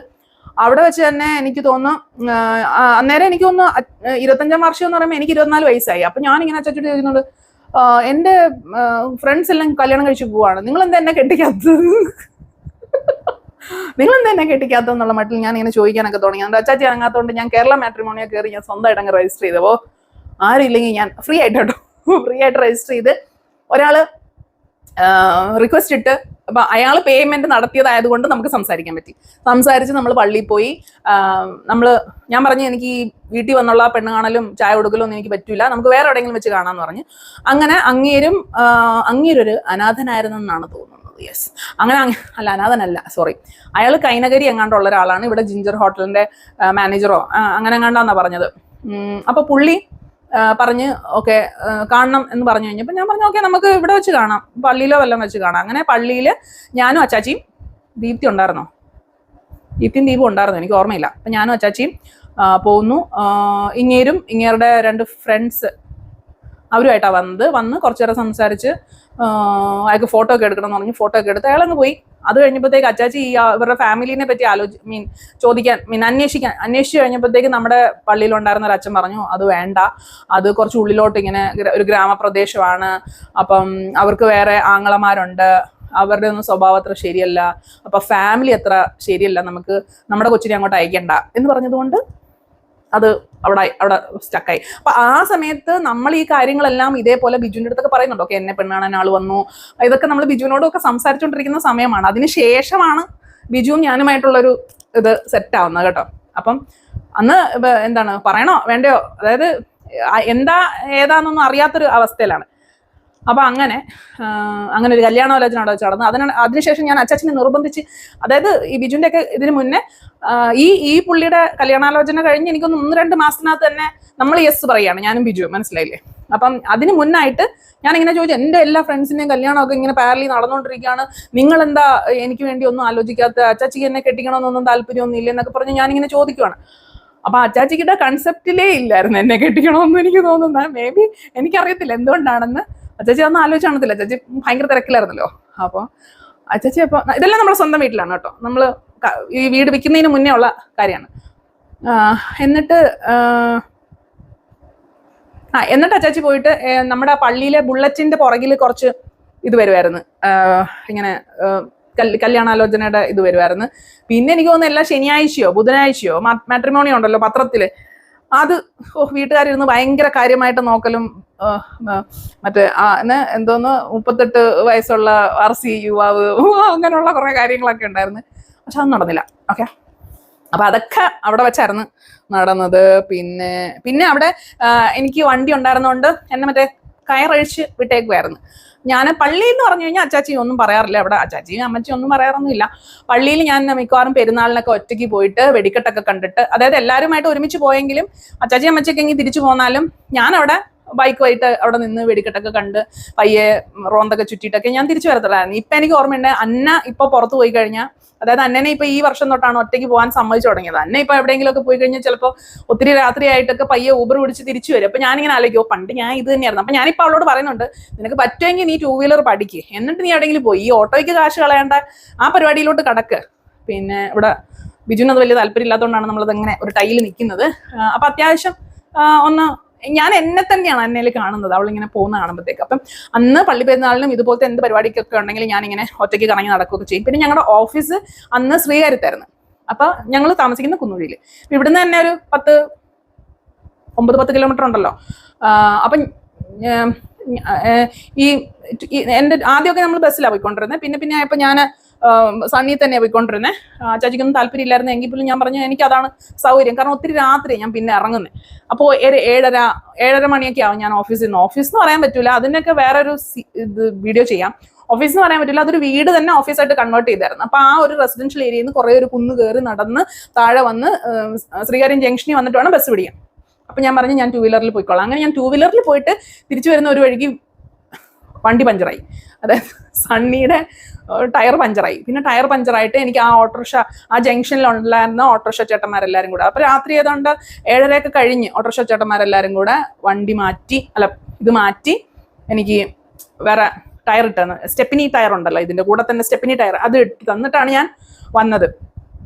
പിന്നെ അതെന്താന്ന് വെച്ചാൽ ആ സമയത്തെന്ന് വെച്ച് കഴിഞ്ഞാൽ ഞാൻ ആദ്യമൊക്കെ എങ്ങനെയാന്ന് വെച്ച് കഴിഞ്ഞാൽ എൻ്റെ വീട്ടിൽ നിന്ന് ഞാൻ പള്ളി കൊണ്ട് വണ്ടി വെക്കും. പള്ളിയിൽ എനിക്ക് അച്ഛന്മാരെയൊക്കെ പരിചയമായതുകൊണ്ട് പള്ളി കൊണ്ട് വണ്ടി വെച്ചിട്ട് അവിടുന്ന് പള്ളിയുടെ ഫ്രണ്ടിൽ നിന്ന് നമുക്ക് ബസ് കിട്ടും ശ്രീകാര്യത്തേക്ക്. അങ്ങനെയാണ് ഞാൻ പോയിക്കൊണ്ടിരുന്നത്. അല്ലെങ്കിൽ എൻ്റെ ഒരു ഫ്രണ്ട് ഉണ്ടായിരുന്നു, പുള്ളിക്കാരിയുടെ ബൈക്കിൽ പോകുമായിരുന്നു പള്ളിയുടെ അവിടെ നിന്ന്. എന്നിട്ട് തിരിച്ചും പുള്ളിക്കാരി എന്നെ അവിടെ ആക്കും, അല്ലെങ്കിൽ ബസ്സിലും തിരിച്ചു ഇവിടെ വന്നിട്ട് ഞാൻ പള്ളിയിൽ നിന്ന് വന്നിട്ടാണ് തിരിച്ചു പോയിക്കൊണ്ടിരുന്നത്. അപ്പോൾ ഒക്കെ രാത്രിയൊക്കെ ആകുമ്പോഴത്തേക്കും അച്ഛന്മാരൊക്കെ ഇങ്ങനെ ഷട്ടിൽ കളിച്ചോണ്ടിരിക്കുന്ന സമയത്തായിരിക്കും ഞാൻ അവിടെ ചെല്ലുന്നത്. അപ്പോൾ അവർ ചോദിക്കും ഇത്രയും രാത്രിയൊക്കെയാണോ? അന്നൊക്കെ IT എന്ന് പറഞ്ഞ സംഭവം തുടങ്ങുന്നേ ഉള്ളൂ. അല്ല നമ്മുടെ ഇവിടെയൊക്കെ ഇങ്ങനെ IT കമ്പനികൾ എന്നൊക്കെയുള്ള കൺസെപ്റ്റിലോട്ടൊക്കെ ആൾക്കാർ ഓക്കെ ആയി വരുന്നേ ഉള്ളൂ. ഇത്രയും രാത്രിയൊക്കെ വർക്ക് ചെയ്യുന്നതെന്നൊക്കെ പറഞ്ഞാൽ എല്ലാവരും നെറ്റ് ചുളിക്കും, അതുപോലത്തെ ഒരു സംഭവമായിരുന്നു. അപ്പം അച്ഛന്മാരൊക്കെ ഇങ്ങനെ ചോദിക്കും ഇത്രയും രാത്രിയൊക്കെ വർക്ക് ചെയ്യണോ എന്നൊക്കെ ചോദിച്ച്, നമുക്ക് ആ കിട്ടുന്ന 2000 രൂപയാണ്, അത് മനസ്സിലായിക്കോണം. എങ്കിലും ആ 2000 രൂപ കംപ്ലീറ്റ് വണ്ടിയുടെ ഒറ്റപ്പണിക്ക് പോകും കേട്ടോ. ആദ്യത്തെ സാലറി 2000. അപ്പൊ അങ്ങനെ അങ്ങനെ പോയിക്കൊണ്ടിരിക്കുന്ന സമയത്ത് കണ്ടിന്യൂസ് ആയിട്ട് 1-2 ദിവസം അടുപ്പിച്ച് എൻ്റെ വണ്ടിയുടെ കാറ്റൂരി വിടാൻ തുടങ്ങി. ആരോ കാറ്റൂരി, ആരാന്നൊന്നും എനിക്ക് അറിഞ്ഞൂടാ. അപ്പൊ ഞാൻ അവസാനം അച്ഛൻ്റെ അടുത്ത്, അവിടെ കൊച്ചച്ഛനുണ്ടായിരുന്നു, കൊച്ചച്ഛനോട് ഞാൻ പറഞ്ഞു ആരോ മനഃപൂർവ്വം ചെയ്യുന്ന, അല്ലെങ്കിൽ ഇപ്പൊ ഈ വൈകിട്ട് രാത്രി 8 മണിക്ക് വന്ന് ഇങ്ങനെ ഇതായി കഴിഞ്ഞാൽ പിന്നെ ഞാൻ അച്ഛനെ വിളിച്ചു വരുത്തി, അല്ലെ ഞാൻ ഒറ്റയ്ക്ക് ഇവിടുന്ന് നടന്ന് വീട് വരെ, പള്ളിയിൽ നിന്ന് വീട് വരെ പോകുന്ന 2 കിലോമീറ്ററേ ഉള്ളൂ, എങ്കിൽ പോലും പോകുന്ന വഴിക്കൊക്കെ പട്ടിശല്യം ഒക്കെ ഉള്ളതുകൊണ്ട് ഞാൻ പറഞ്ഞു ഇത് ആരോ മനഃപൂർവ്വം ചെയ്യുന്നതാണ്, പിന്നെ അച്ചാച്ചി വന്നത് ശരിയാക്കി തരണം, പിന്നെ ഇത് തന്നെ. അങ്ങനെ കണ്ടിന്യൂസ് 2-3 പ്രാവശ്യം ആയി കഴിഞ്ഞപ്പോൾ ഞാൻ പറഞ്ഞു അച്ചാച്ചി എന്തിനാണ് ഇവിടെ കൊണ്ടുവയ്ക്കുന്നത്, ഞാൻ നേരെ എൻ്റെ ഇവിടെ കൊണ്ടുപോകാം എന്ന് പറഞ്ഞ് ഞാൻ അങ്ങനെയാണ് വണ്ടി എടുക്കുന്നത്. അത് കഴിഞ്ഞ് കുറെ നാൾ കഴിഞ്ഞപ്പോഴത്തേക്കും ആ ടൈമിലാണ് എനിക്ക് മൊബൈലും എടുത്തു തരുന്നത്. ആ ടൈമിലാണ്, അതായത് ഓഫീസിൽ കയറി ആദ്യത്തെ 1 വർഷം കഴിഞ്ഞപ്പം, 1 വർഷം കഴിഞ്ഞോ 1-2 വർഷം കഴിഞ്ഞപ്പോൾ, ഓഫീസിൽ കയറി ആദ്യത്തെ വർഷം തന്നെ എനിക്കൊരു മൊബൈല്, നോക്കിയ 3310 കുഞ്ഞി ഫോൺ. 3310 അല്ലേ, അതോ 3100 ആണോ? 3100യോ 3310 നോക്കിയയുടെ ഫസ്റ്റ് ഫോൺ കേട്ടാ. അത് അന്ന് ഇച്ചിരി ട്രെൻഡിങ് ആയ ഫോണായിരുന്നു നമ്മുടെ ഇടയിൽ. ഞാൻ എടുത്തു കഴിഞ്ഞപ്പോൾ, ഞാൻ എടുത്തല്ല, എൻ്റെ ഓഫീസിലൊരു എൻ്റെ ഒരു കൊളീഗ് എടുത്ത്, ആ കൊളീഗ് എടുത്ത് അതേ ഫോൺ തന്നെ ഞാൻ പിന്നെ എടുത്തെന്ന് പറഞ്ഞ് പുള്ളി ഭയങ്കര ബഹളമൊക്കെ ചോദിച്ചു, കണ്ടോ ഇവള് അതേ ഫോൺ എടുത്തുകൊണ്ട് വന്നേക്കുന്നൊക്കെ പറഞ്ഞു. പിന്നെ അവിടെ ഉണ്ടായിരുന്ന ബാക്കിയുള്ളവർക്കൊക്കെ അത്യാവശ്യം ഫോൺ ഉണ്ടായിരുന്നു ആ സമയത്ത്. അപ്പം ഫോൺ. പിന്നെ ഈ വീട്ടിൽ വെച്ച് തന്നെയാണ് ഒരു എന്താണ്, അതെനിക്ക് കൃത്യമായിട്ട് ഓർമ്മയില്ല, ഒരു പൂവാലൻ പുറകെ നടക്കുന്നത്. എൻ്റെ ജീവിതത്തിലെ ആദ്യത്തെ പൂവാലൻ, മനസ്സിലായില്ലേ? അപ്പൊ അതെങ്ങനെയാന്ന് വെച്ച് കഴിഞ്ഞാൽ, ഞാനിങ്ങനെ പള്ളിയിൽ എപ്പോഴും വണ്ടിയും കൊണ്ട് പോയിട്ടാണ് കുർബാനയ്ക്ക് കയറുന്നത്. ഞാൻ ഇവരെ പോകുന്ന കുർബാനയ്ക്കല്ല ഞാൻ പോകുന്നത്, ഞാൻ സെപ്പറേറ്റ് ഇൻഡിവിജ്വൽ ആയിട്ട് ഞാൻ കുർബാനയ്ക്ക് പോകാറുള്ളൂ, ഒറ്റയ്ക്കാണ് കുർബാനയ്ക്ക് പോകുന്നത്. അപ്പൊ ഞാൻ ഇങ്ങനെ 9 മണിയുടെ കുർബാനയ്ക്ക്, അതെന്താന്ന് വെച്ച് കഴിഞ്ഞാൽ ഞാൻ യുവദീപ്തിയിലുണ്ട്. അപ്പോൾ 9:30 കുർബാന കഴിഞ്ഞിട്ടാണ് യുവദീപ്തിയുടെ മീറ്റിംഗ് വരുന്നത്. അപ്പൊ അതിന് കൂടാൻ വേണ്ടിയിട്ടാണ് ഞാൻ ഈ 3ാമത്തെ കുർബാനയ്ക്ക് പോകുന്നത്. അങ്ങനെ ആദ്യത്തെ തവണ പോയി ഇപ്പോൾ ഞാൻ വണ്ടി ഇങ്ങനെ താഴോട്ട് ഇറക്കി തിരിച്ചു വരുന്ന വഴിക്ക് ഒരാളിങ്ങനെ വഴി നിന്നിട്ട് എന്നെ ഇങ്ങനെ നോക്കുന്നുണ്ടായിരുന്നു. അപ്പൊ ഞാൻ അങ്ങനെ റെയിൽ കൈനറ്റിക് ഉണ്ടായിരുന്നു, ഞാൻ ശ്രദ്ധിച്ചില്ല. പിന്നെ ഞാൻ പോകുന്ന വഴിയെല്ലാം പുള്ളിയും കൂടെ എൻ്റെ കൂടെ വരാൻ തുടങ്ങി. എൻ്റെ വീട് വരെയൊക്കെ എനിക്ക് അക്കമ്പനിമെന്റ് എസ്കോട്ട്. എന്നിട്ട് പുള്ളി ഒന്ന് അങ്ങനെ 2 തവണ അത് നടന്ന്. അത് കഴിഞ്ഞ് 3ാമത്തെ ഞായറാഴ്ച പുള്ളി എൻ്റെ കൂടെ വന്നിട്ട് ഈ വികാസ് ലൈൻ അടുപ്പിച്ച് അങ്ങാണ്ട് എത്തിയപ്പോൾ ഹലോ ഹലോ എന്ന് ഇങ്ങനെ വിളിച്ച്. എൻ്റെ ജീവൻ പാതി പോയി. ഞാൻ ഒരൊറ്റ സ്ട്രെച്ചിൽ അങ്ങ് വണ്ടി ഓടിച്ച് പോയി. പുള്ളി എൻ്റെ വീട് കണ്ടുപിടിച്ചു. അപ്പൊ എനിക്ക് പേടിയായി. 3ാമത്തെ തവണ പുള്ളി എൻ്റെ വീട് കണ്ടുപിടിച്ചു. അപ്പൊ എനിക്ക് പേടിയായി, സംഭവം കൈവിട്ട കളിയാണ്, ഇത് ശരിയാവത്തില്ല. എന്നിട്ട് പുള്ളി എന്ത് ചെയ്തെന്ന് വെച്ച് കഴിഞ്ഞാൽ, ഞങ്ങളുടെ വീട്ടിൽ ഫോൺ ഉണ്ടല്ലോ, ആ ഫോൺ നമ്പർ എങ്ങനെയോ പുള്ളി തപ്പിയെടുത്ത് എന്നിട്ട് വിളിച്ചിട്ട് പറഞ്ഞ്, ഇന്ന നമ്പർ വണ്ടി, അച്ചാച്ചിയാണ് ഫോൺ എടുത്തത്, ഇന്ന നമ്പർ വണ്ടി ആരുടെ പേരിലാണ്, ഇതുവരെ വണ്ടി ഓണർഷിപ്പ് മാറ്റിയില്ലേന്ന് ചോദിച്ച് ഞാൻ പോലീസാണെന്നും പറഞ്ഞുകൊണ്ട് അങ്ങനെ വിളിച്ച്. അന്ന് ഞാനാണെന്ന് തോന്നെടുത്തത്. അപ്പം ഞാൻ നേരത്തെ അച്ചാച്ചിയുടെ കൊടുത്തു. അച്ചാച്ചി കാര്യങ്ങളൊക്കെ സംസാരിച്ചിട്ട് അച്ചാച്ചി അത് കഴിഞ്ഞ് അന്ന് അത് കഴിഞ്ഞിട്ട് എന്തോ മനസ്സിലാവും എന്തോ ചെയ്തു അച്ചാച്ചിക്ക്, ഇത് ചുമ്മാ. പിന്നെ നമ്മൾ പേര് മാറ്റമൊക്കെ, ഓണർഷിപ്പ് ചേഞ്ച് ചെയ്തിട്ടില്ലായിരുന്നു, കാരണം അച്ചാച്ചിയുടെ ഫ്രണ്ടിന്റെ വൈഫിന്റെ ആയിരുന്നു.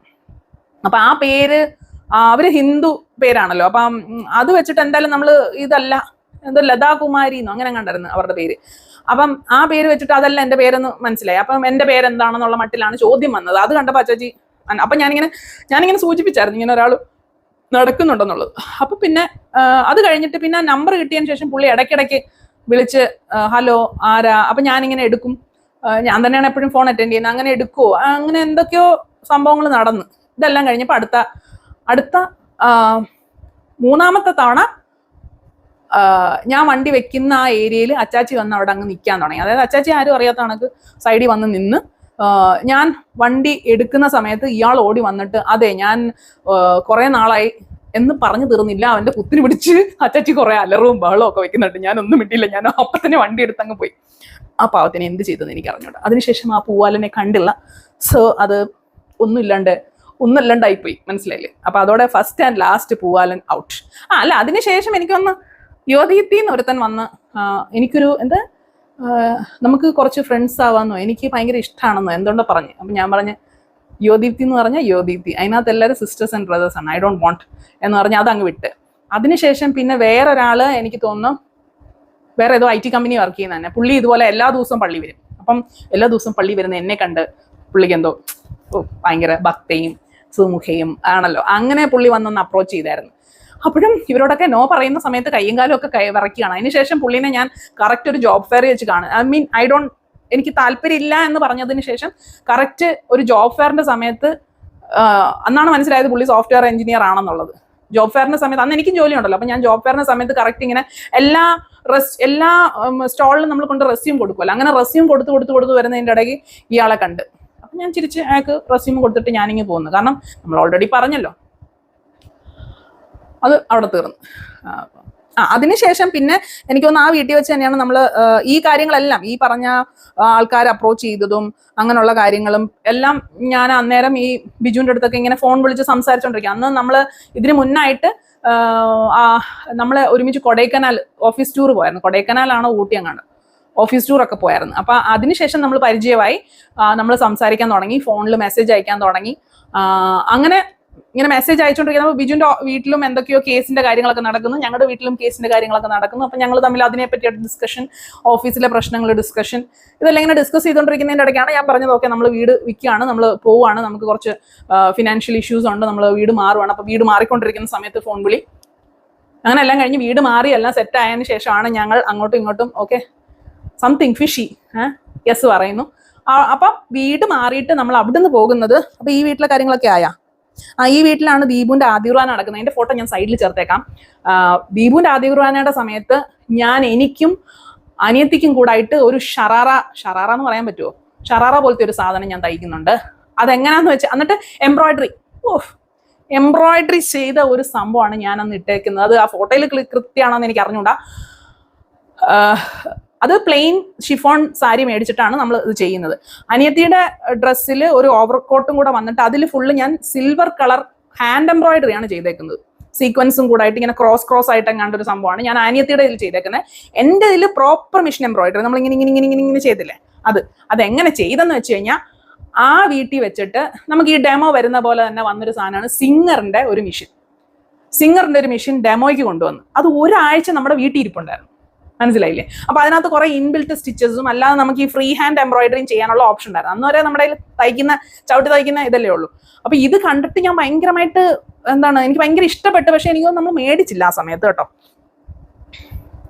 അപ്പോൾ അതും ഈ വീട്ടിൽ നമ്മുടെ സ്വന്തം വീട്ടിൽ വെച്ചിരിക്കുന്ന സമയത്ത് ഒരാഴ്ച ഇത് ഡെമോയ്ക്ക് വീട്ടിൽ കൊണ്ട് വെക്കുകയും ചെയ്ത് എല്ലാ ദിവസവും വൈകിട്ട് എങ്ങാണ്ട് ആകുമ്പോഴത്തേക്ക് ഒരു സ്ത്രീ വന്ന് നമുക്കിത് കാണിച്ചു തരും, പഠിപ്പിച്ചു തരും ഇങ്ങനെയാണ് ചെയ്യേണ്ടത് എന്നുള്ളത്. അപ്പൊ അന്നത്തെ എന്ന് പറഞ്ഞു കഴിഞ്ഞാൽ ഇങ്ങനെ ഓരോ ഇങ്ങനെ വട്ടത്തിലിരിക്കുന്ന ഒരു സാധനം എടുത്തിട്ടിട്ടാണ് ഇങ്ങനെ നമ്മൾ മറ്റേ എംബ്രോയിഡറി സ്റ്റിച്ച് മാറ്റാൻ ഇങ്ങനെ നോവ് തിരിക്കുമല്ല ചെയ്യുന്നത്. ഒരു വട്ടം പോലത്തെ ഒരു സാധനം ഉണ്ട്, അതിലോട്ട് നമ്മൾ ആ വട്ടം ഇട്ട് ആണ് നമ്മൾ ഓരോ സ്റ്റിച്ചസ് മാറ്റിക്കൊണ്ടിരുന്നത്. അപ്പൊ അങ്ങനെ ഞാനൊരു ഡ്രസ്സ് തയ്ച്ച് ഇവിടെ ഒക്കെ ഫുള്ള് മറ്റേ ഇൻബിൽ സ്റ്റിച്ച് വെച്ച് ലൈനിങ് അല്ലല്ല പൈപ്പിംഗ് പോലൊക്കെ തയ്ച്ച് അടിപൊളിയായിട്ടൊരു നല്ല ഒരു അംബ്രല കട്ട് സ്കേർട്ടൊക്കെ ഇട്ട് സൂപ്പറായിട്ടാണ് ഞാൻ ദീപുവിന്റെ ആദ്യ കുർബാനയുടെ സമയത്ത് അന്ന് കുറേ ആൾക്കാരെയൊക്കെ വിളിച്ച്, അന്ന് പിന്നെ ഈ വീഡിയോഗ്രാഫി ഒന്നും ഇല്ലായിരുന്നു, ഫോട്ടോ ഉണ്ടായിരുന്നു. ഫോട്ടോ ഒന്നും ഇപ്പം എൻ്റെ കയ്യിലില്ല. ഫോട്ടോ ചോദിച്ചിട്ടുണ്ടായിരുന്നു ആരൊക്കെയോ ഫോട്ടോയും കൂടെ ഇടാവോന്ന്. ഫോട്ടോ ഒക്കെ അച്ചച്ചിയുടെ ഇരിക്കുകയാണ്. അത് അച്ചാച്ചി ഇങ്ങനെ പൊന്നു പോലെ സൂക്ഷിക്കുന്ന സാധനമാണ്. ഞാനത് ചുമ്മാ ചെന്ന് എടുത്തു കഴിഞ്ഞാൽ അച്ചാച്ചി ഓടിക്കും. സോ ഞാൻ വഴിയെ പറ്റുന്ന പോലെ പോയിട്ട് എല്ലാത്തിൻ്റെയും ഫോട്ടോ ഒക്കെ എടുത്ത് അത് മാത്രമായിട്ട് ഒരു വീഡിയോ ആയിട്ട് ചെയ്യാൻ പറ്റുമോ നോക്കട്ടെ. ഇപ്പം എൻ്റെ കയ്യിലിരിക്കുന്ന ഫോട്ടോസ് ഞാൻ സൈഡിൽ ചേർത്തേക്കാം. അപ്പം ദീപുവിൻ്റെ ആദ്യ കുർബാന അവിടെ ചേർന്ന് ഫോൺ പിന്നെ അപ്പൊ ഇത്രയൊക്കെയാണ് അവിടെ വെച്ച് നടന്ന സംഭവങ്ങൾ. അതിനുശേഷം ഞങ്ങൾ അടുത്തൊരു വീട്ടിലോട്ട് പോകണം. അപ്പൊ ഇവിടെ ഈ വീട് വിറ്റ സമയത്ത് നമ്മൾ പറഞ്ഞ എന്തായിരുന്നു, ദീപനെ കെട്ടിക്കാൻ അങ്ങനെ കണ്ടായിരുന്നു പറഞ്ഞത്. യെസ്, ദീപനെ കെട്ടിക്കാനുള്ള പൈസയ്ക്ക് വേണ്ടിയിട്ടാണ് നമ്മൾ വീട് വിറ്റത്. എന്തായാലും അതിനുശേഷം എൻ്റെ കെട്ട് നടന്നത് വേറെ കാര്യം. അന്ന് നമ്മൾ കെട്ട് തലയിൽ പോലും ഇല്ലായിരുന്ന സമയത്താണ് നമ്മൾ വീട് വിൽക്കുന്ന സമയത്ത് അത് പറഞ്ഞത്. അപ്പൊ അതിനുശേഷം നമ്മൾ പോയി താമസിക്കുന്നത് മറ്റേ ഒത്തിരി മുറ്റം ഉണ്ടായിരുന്നൊരു വീടുണ്ടായിരുന്നെന്ന് പറഞ്ഞില്ലേ, ആ വീടിന്റെ നേരെ ഓപ്പോസിറ്റ് ആണ് ഞങ്ങൾ പോയി താമസിക്കുന്നത്. പക്ഷെ നേരെ ഓപ്പോസിറ്റ് എന്ന് പറഞ്ഞാൽ പോലും ഒത്തിരി സ്റ്റെപ്പ് കയറി അതൊരു കുന്നും പുറമാണ്. നമ്മൾ ഈ ചില റോഡുകളിലൂടെ പോകുമ്പോൾ ഇങ്ങനെ ഒത്തിരി പൊക്കത്തിരിക്കുന്ന വീട് കണ്ടിട്ടില്ലേ, അതുപോലെ ഒരു വീടാണ്. ഒത്തിരി സ്റ്റെപ്പ് കയറി മേളിൽ പോയാൽ മാത്രമേ ആ വീട്ടിലോട്ട് കയറാൻ പറ്റത്തുള്ളൂ. അപ്പം അതിന്റെ കാർ ഇടാൻ വേണ്ടി താഴെ ഒരു കാർ ഷെഡ് കാണും.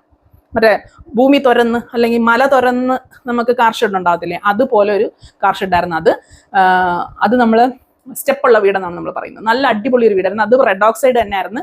പക്ഷെ നല്ല ബ്യൂട്ടിഫുൾ ആയിട്ടുള്ളൊരു ചുറ്റുപാടായിരുന്നു. കാരണം ഒത്തിരി മരം ചെടി. അവിടെ വെച്ചെടുത്ത ഫോട്ടോസ് ഞാൻ അവിടെ വെച്ചെന്ന് പറഞ്ഞാൽ അവിടെ അച്ചാച്ചിക്ക് മൊബൈൽ കിട്ടുന്നത് ഞാൻ 10 പഠിക്കുന്ന സമയത്താണ് അച്ചാച്ചി മൊബൈൽ വാങ്ങിക്കുന്നത്.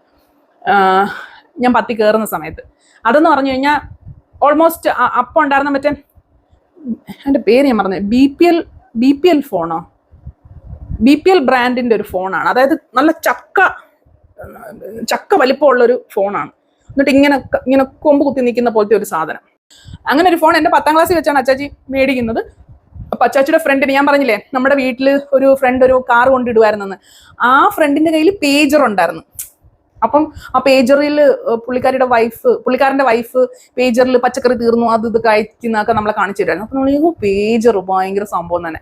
അത് കഴിഞ്ഞിട്ടാണ് അച്ചാച്ചി പോയിട്ട് ഈ മൊബൈൽ ഫോൺ അച്ചാച്ചി എടുക്കുന്നത്. അത് എടുക്കുന്നത് ഞാൻ പ്രീ ഡിഗ്രി കയറുന്ന സമയത്താണ് അച്ചാച്ചി ഇത് എടുക്കുന്നത്. അത് നമ്മുടെ BSNLന്റെ സ്റ്റുഡൻസ് പ്ലാൻ എന്ന് പറഞ്ഞൊരു സംഭവം ഉണ്ട്. അപ്പൊ എൻ്റെ പേരിലാണ് അച്ചാച്ചി ആ ഫോൺ എടുക്കുന്നത്. അതന്നെയാണ് അച്ചാച്ചിയുടെ ഇപ്പോഴത്തെ ഫോൺ നമ്പർ, ഒരു വ്യത്യാസമില്ല. അന്ന് നമ്മുടെ ലാൻഡ് ഫോൺ നമ്പറിന്റെ അതേ നമ്പറിൽ നമുക്ക് ഈ നമ്പർ കിട്ടും സ്റ്റുഡൻസ് പ്ലാനിൽ, അതായത് 99 സ്റ്റുഡൻസ് പ്ലാൻ അങ്ങനെ എങ്ങാണ്ടാണ് അതിന്റെ പരിപാടി. അപ്പൊ അത് അച്ചാച്ചി പറഞ്ഞു, എടി ഇങ്ങനെ ഒരു സംഭവം ഉണ്ട്, നീ ഒന്ന് പോയി അന്വേഷിക്കുന്നു പറഞ്ഞിട്ട് ഞാനാണ് പോയിട്ട് അതിന്റെ ഫോം ഒക്കെ ഫില്ല് ചെയ്ത് പൈസ അടച്ച്, അതായത് മാസം എനിക്ക് ഒന്ന് 99 രൂപയാണ് വാടക, പിന്നെ വിളിക്കുന്നതിനെ ബേസ് ചെയ്തിട്ട് അങ്ങനെ കണ്ടായിരുന്നു. അപ്പൊ നമുക്ക് ഇങ്ങനെ പോസ്റ്റ് പെയ്ഡ് ആയിരുന്നു, പോസ്റ്റ് പെയ്ഡ്. പിന്നീട് നമ്മളത് പ്രീപെയ്ഡ് ആക്കി. ഈ അടുത്ത കാലത്താണ് നമ്മളത് പ്രീപെയ്ഡ് ആക്കുന്നത്. അതിന് മുമ്പ് ഇത് പോസ്റ്റ് പെയ്ഡ് ആയിരുന്നു, എല്ലാ മാസവും ബില്ല് വരും.